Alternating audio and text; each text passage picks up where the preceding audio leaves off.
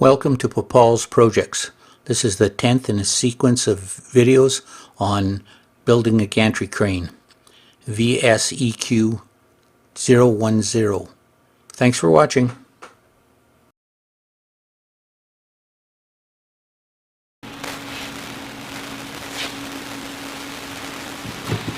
We're back with you now, and we're just going to deburr some edges here real quickly so we can handle it.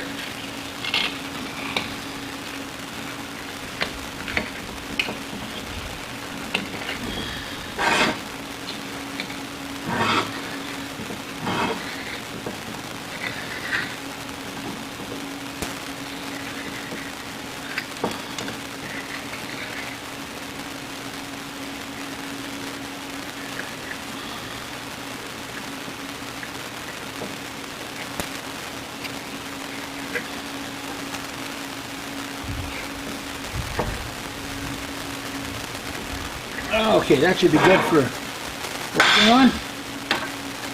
So this is the one we just cut, and I've set the other one that we cut yesterday up, and I think you should be able to see the whole thing. We have placed it on the shaft. It fits nice and tight. Here we're going to use this pin, which we're going to drive in here, and it's going to fit into the pilot hole. There's a pilot hole you can see right here. Should be able to see it. And that pin, this will go down. That pin will be driven in, so that's going to make sure that these two holes are at 90 degrees to this face. And that is what is going to hold it temporarily or permanently, and we're going to place a bead weld here, here, and underneath here. And I have to think about this a little bit, because with this large radius here, if I put too heavy a weld in, I may warp and pull these edges down, and I don't want that to happen. So I may have to do just a root pass underneath here, which should be adequate. We're also going to be welding on the inside where this tube touches, and on the bottom, and on both sides, on both ends. And then to just provide added box strength for this part of the A-frame, we're actually going to put a 3/8 plate in here that's going to be put in. This is going to be beveled, and the plate will be beveled, and we'll put a full penetration weld on both ends, and that'll make this box very rigid. How this is going to work, nice tight hole there with that alignment pin. So we're going to take this nut off the top.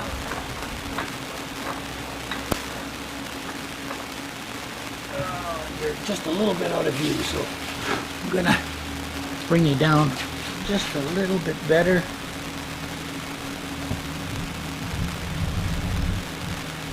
There. And we're going to zoom in just a tad.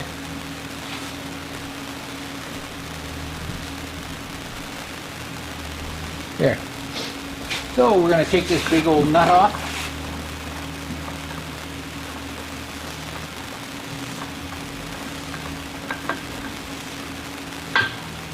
And we're going to slip this bearing on. I had it on yesterday. It's a very tight fit. You got to really sort of line it up. And it likes it if you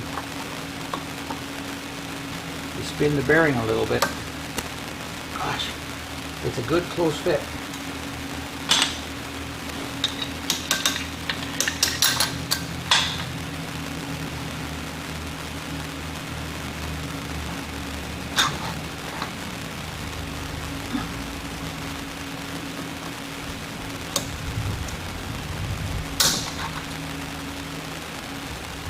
There must be something catching on it, because I had it on there yesterday.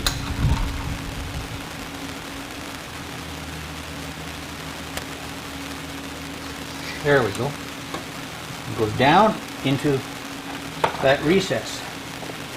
Now the next piece is this race, which we're going to press into the bottom. There's going to be another plate on top of this one, and this is going to be pressed into that plate, and that plate is going to come down here and align on this bearing. Of course, the bearing will be greased, and this will allow this A-frame assembly to rotate on this bearing. There'll be another bearing at the top, on the top of the A-frame, and the whole thing will be sandwiched together and pulled down by this nut. So that's what we're doing with this part. Okay, I'm going to shut you off, and we'll come back on the next part of the project. Thanks for watching. Okay, you've seen me talk about this anti-rotation lock device. So what's going to happen is this device, this housing of this device will be welded around this chamfer to this plate. The spring is inserted in the inside of this, so I will take this apart for a second.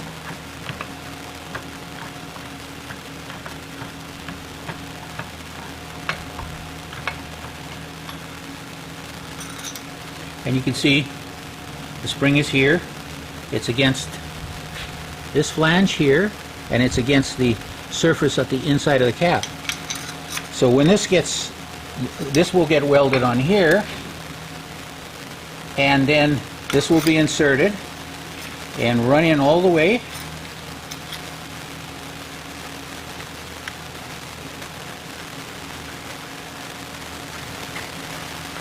And when it's correctly installed, you have about 3/4 of an inch of pin protruding on this side. So the next disc that we're going to make, which is 8 inches in diameter, just like this, will have a series of holes all the way around, either 16 or 18. I haven't quite decided yet. And those holes will be in the plate, this second plate, which will be welded to the bottom of the beam, and they will then allow you to pull on the cable on this end, on this fork end, which will effectively retract the pin, allowing you to rotate on this shaft. So the next part we're going to talk about is the making of the next disc that fits on top of here. So that will be it for right now. We'll come back once we got things going. Okay, we're getting ready to drill the hole pattern in this plate. I've decided on 20 holes. That'll give us 18 degrees between each selection of rotation. So the program has already been generated, transferred to the mill, and we're ready to go, and I'm going to single block through until we cut the first hole.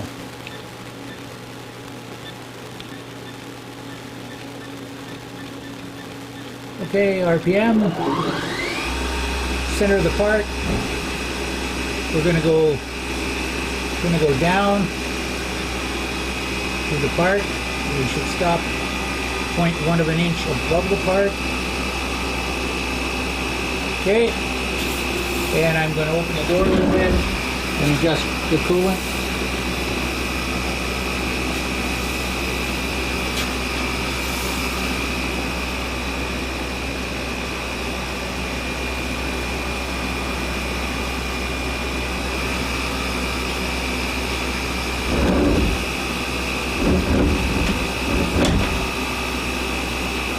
So this drilling process is pretty aggressive.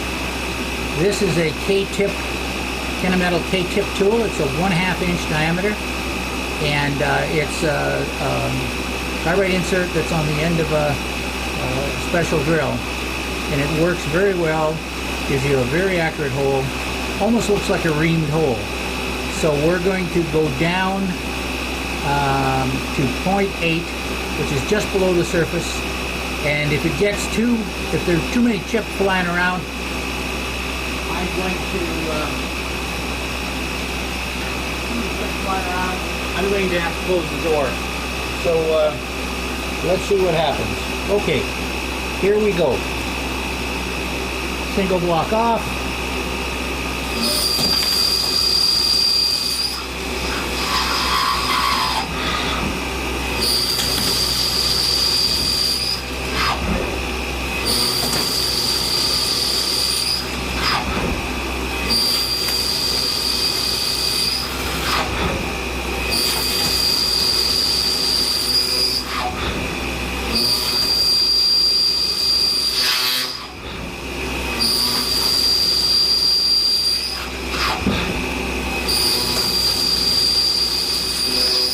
No messing around.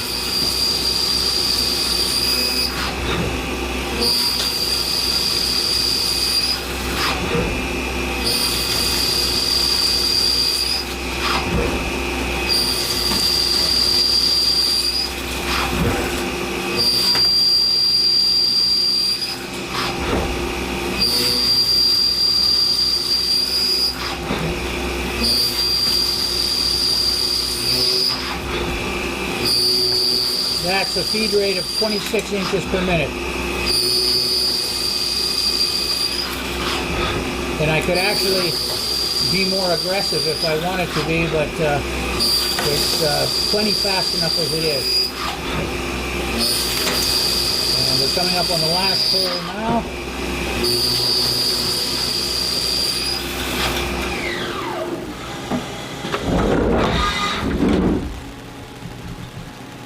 I'm going to just blow that off.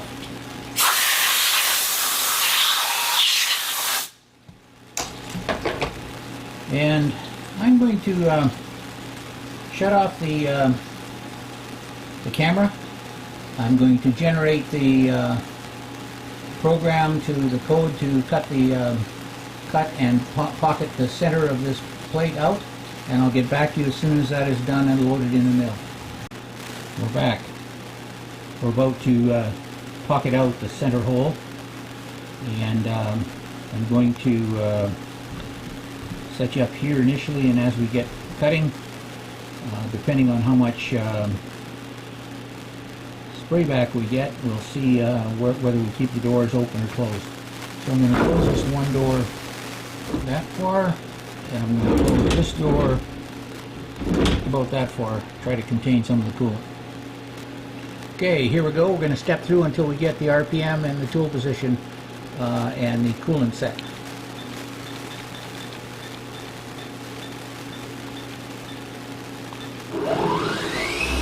$38.20 RPM.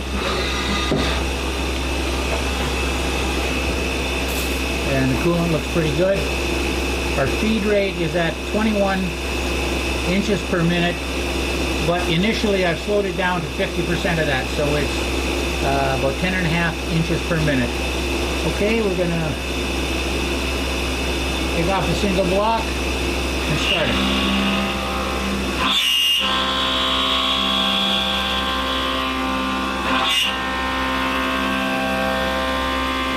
Okay, we're up to 100% now. So the feed rate is 21. We get a little bit of a chatter, but it's better than it was the last time. Okay, I'm going to zoom you in a little.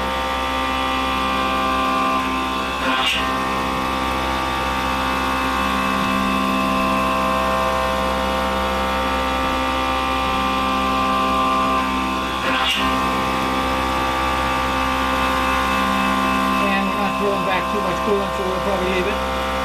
Again, as we did the last time, someplace along here I will, when I edit the video, I will increase the speed and reduce the amount of time you have to sit here watching this machine go ahead and cut. So this hole is 3 inches in diameter, and then the program will switch and it will cut a hole that is 3.54 or approximately 80 millimeters in size, and this is to accommodate a press fit on the bearing that's going in here. The hole will result will be about 4 thousandths undersized, which is about the press fit that we were looking for. So we'll see how it goes. I'll measure it with a snap gauge and a micrometer, and we may have to fool with it a little bit to get it to a decent interference fit.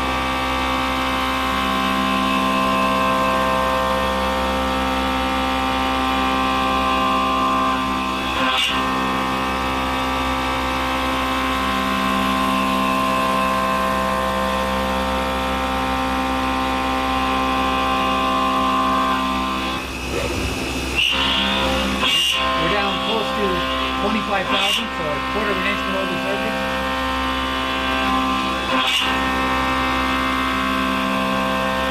Today I'm trying the Rode microphone, the shotgun mic, and I've got the high-pass filter set, hoping to get rid of some of the harsh noise and maybe some of that squeak. I don't know. We'll see it, and I'll do what I can to improve it when I edit the video.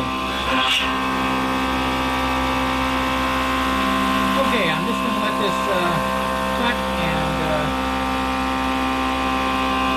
I'll come back talking when we get to the profiling for the outside diameter of the bearing.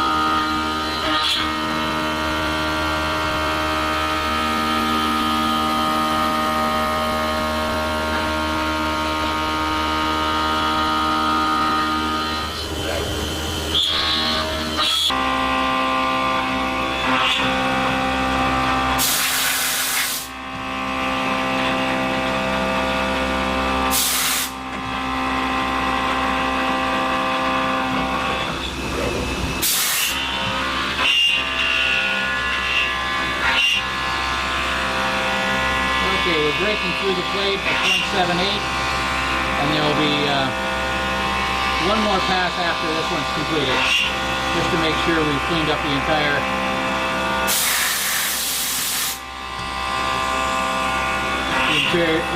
wall of the opening.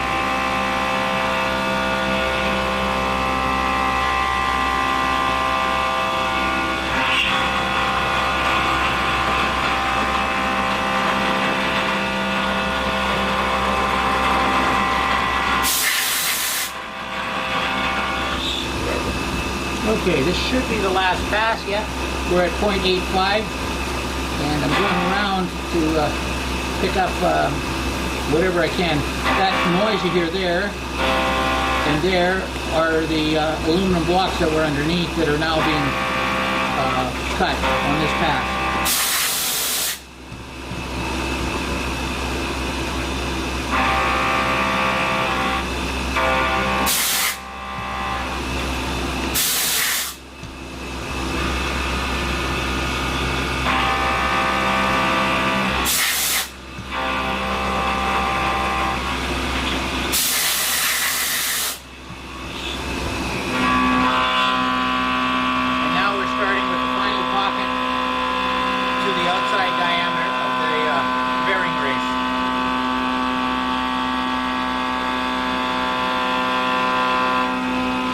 Again, you'll notice the circular median chosen. This is to make sure there isn't that there's a smooth start and finish to the sidewall for the bearing.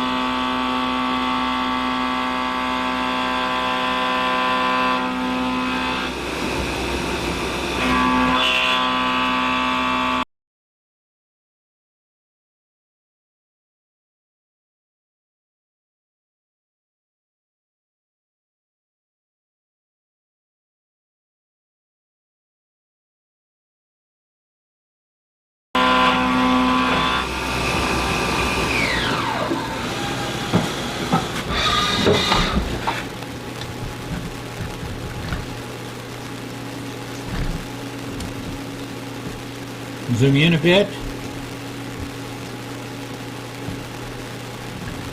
Blow it out. And as you can see, it looks like a pretty good finish. So I'll turn you off, get a snap gauge and 3 to 4 inch micrometer, and we'll have a look and see how it looks. Okay, we've measured the hole and it's a little undersized. One of the things that we can do to just check it is that we can do like you do with a thread, we can do a spring pass, which if the tool was deflected at all in the first cutting process, we'll clean up a bit off the side and then we'll measure it again. So I've selected the program, created a program. We're going to go down the full 5/8 of an inch, and we're going to use the same parameters as the rest of the cut, and here we go. And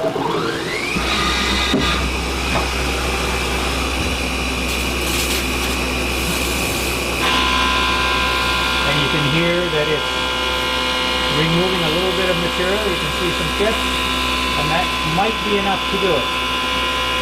We have about 6 thousandths more than, or we had 6 thousandths of material to remove. That should have, that obviously has removed some. You can see that. I'm going to turn you off again, and we're going to use a snap gauge and micrometer and check it again. We're getting much closer. I'm going to just run this program one more time. We're within about 5 thousandths, and this should do it.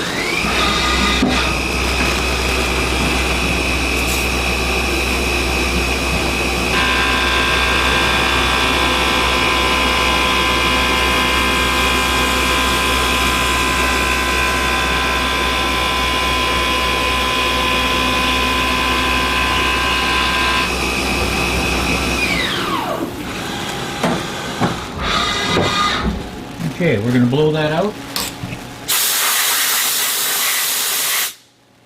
I'm not sure if I can get in there, but I will move the camera to the right.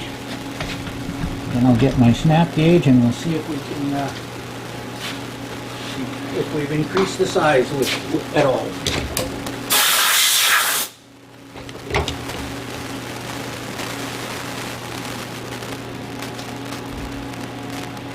Looks like we did.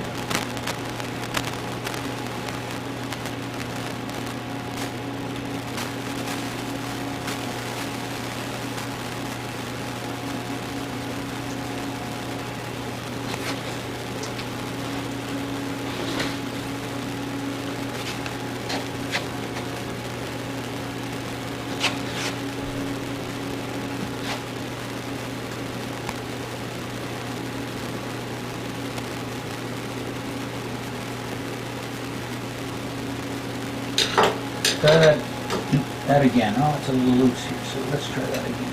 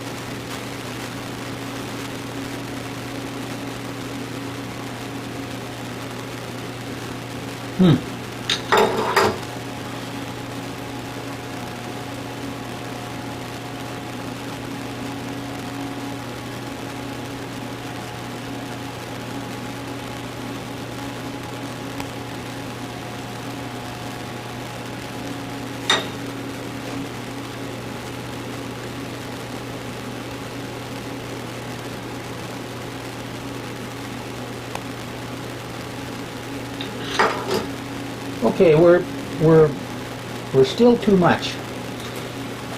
I'd like to have about 3.5 to 4 thou interference fit when I put this bearing in there. And right now it's about 7, which is, I think, is too tight. So I'm going to just go off camera for a second and come up with a strategy that we can use to enlarge this hole without affecting the, without changing the program too much. Remember, I got to cut another one of these, so we'll come back to you here in a second. Okay, we're back with you again. The strategy I came up with is a trick that I've used a number of times before. But basically what I do is I set the tool diameter. So this tool is a 1/2" end mill. Instead of 1/2", I have set it to 0.4985. So 1.5 thousandths undersized. And what the CNC will do is it will compute a tool path that's 1.5 thousandths bigger in radius than the one that we've followed on the drawing, and as a result we will increase the diameter of this cutout by 3 thousandths overall. So I've loaded it into the system and we're going to run it now.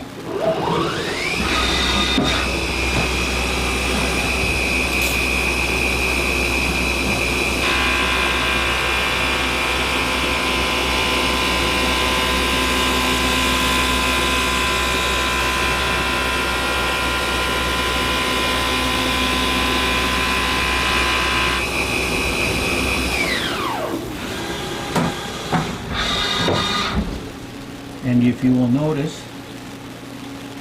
there's some very fine chips in the bottom there. And we'll blow them out and we'll see what the diameter is. I'm going to turn you off again and we'll come back. Okay, we're back. The diameter of the hole is about between 3.5 and 4 thousandths bigger than the cone, the bearing race, I'm sorry. And you can see that the bearing almost wants to go in there. So I think we're there. I'm going to shut you off, set up the second piece, and we'll cut the next one. I'll get back to you when I'm done the second one.